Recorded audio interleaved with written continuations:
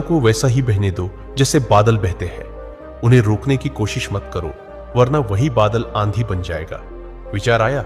देखो और फिर जाने दो। ये कोई आदेश नहीं है, ये अभ्यास है, बार बार करना पड़ेगा। अब यहां एक बहुत ही सामान्य उदाहरण समझो। मान लो आप किसी इम्तिहान की तैयारी कर रहे हो या कोई बिजनेस शुरू करने जा रहे हो और दिमाग बार बार कहता है तू फेल हो जाएगा, सब मजाक उड़ाएंगे। अगर आप इस सोच को पकड़ लोगे तो डर बढ़ता जाएगा।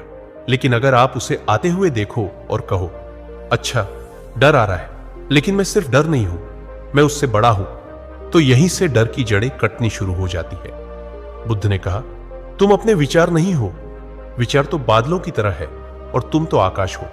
अब सोचो, अगर आप आकाश हो तो कोई भी डर, कोई भी चिंता ज्यादा देर तक टिक ही नहीं सकती। यही है असली शक्ति जो हमें अंदर से आजाद करती है। लेकिन दोस्तों, अगर आप ये नहीं करते, अगर आप रोज इन बातों को नजरअंदाज करते हो, तो क्या होता है? एक दिन यही छोटी छोटी चिंताएं बड़ी बीमारियां बन जाती है। High blood pressure, depression, heart की बीमारी, नींद ना आना, अकेलापन, रिश्तों में दूरी। और फिर हम सोचते हैं कहां गड़बड़ हो गई। गड़बड़ वही होती है जब हम अपने अंदर की हलचल को वक्त रहते नहीं समझते। अब बुद्ध के एक और अद्भुत वाक्य से समझो, अपने मन को अच्छी तरह जानो, क्योंकि वही तुम्हारा सबसे बड़ा शत्रु है और वही सबसे बड़ा मित्र भी।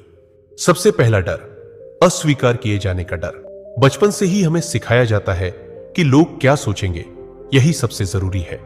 हम वही कपड़े पहनते हैं जो दूसरों को पसंद आए, वही बातें करते हैं जो भीड़ को ठीक लगे।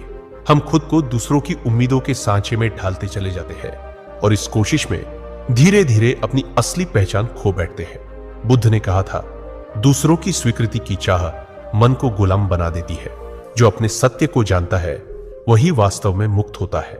इस डर से छुटकारा पाने का तरीका है खुद को बिना शर्त स्वीकार करना।